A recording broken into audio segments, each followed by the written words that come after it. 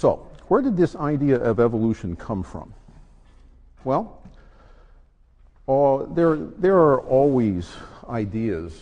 You can go back to Aristotle and find elements of evolutionary thought in Aristotle. But really, it's a 19th century idea. And in order to see how it developed, let's go back to about 1790 or 1800. So at the end of the century of the Enlightenment. At that point, if you were to ask a well-educated person living in a Western culture how old the world is, they would say, oh, thousands of years.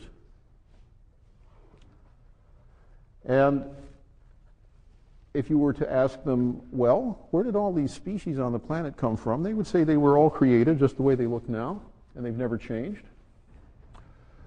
And if you ask them, have there ever been any species that went extinct? They would say no. Everything that was created is still alive and can be found somewhere on the planet. So when Alexander von Humboldt, who was certainly a creature of the Enlightenment, sets out to explore South America, he thinks that he might encounter some of those strange fossils that the French have been turning up in the Paris Basin on top of a tepue in Venezuela.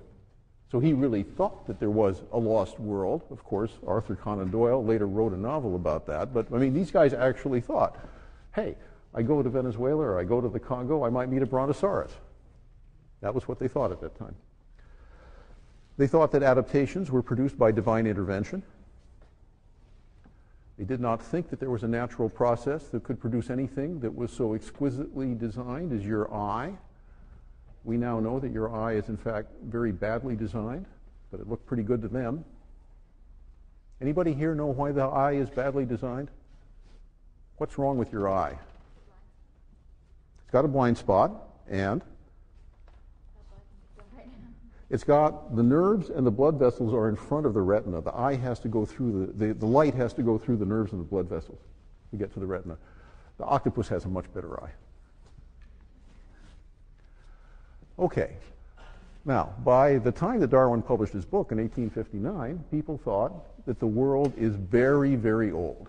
How old, they weren't sure. We now know about 4.5 billion, but at that point, based on the rate of erosion of mountains and on the saltiness of the ocean, assuming that the ocean had been accumulating salt continuously and that it hadn't been getting buried anywhere, which it does, people thought hundreds of millions of years.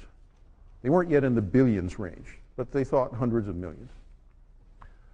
They knew that fossils probably represent extinct species. That was Cuvier's contribution. He did it for mammal fossils in the Paris Basin.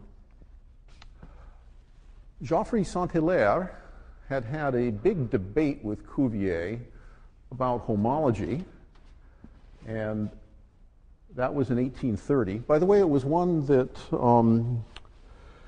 many people throughout Europe followed very closely. This was a very, very key intellectual topic at the time. And it was about homology.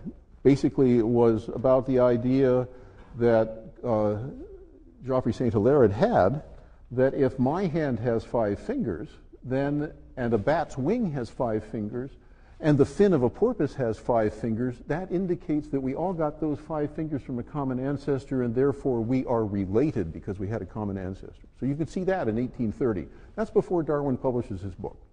Okay. Then, of course, we have the idea that adaptations are produced by natural selection, and we owe that to Darwin.